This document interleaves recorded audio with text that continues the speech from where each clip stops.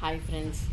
2 நாளாக ஃபிஷ்ஷுக்கு 2 நாள் உடம்பே சரியில்லை. சோர்ந்து படுத்துகிட்டே இருந்தான்.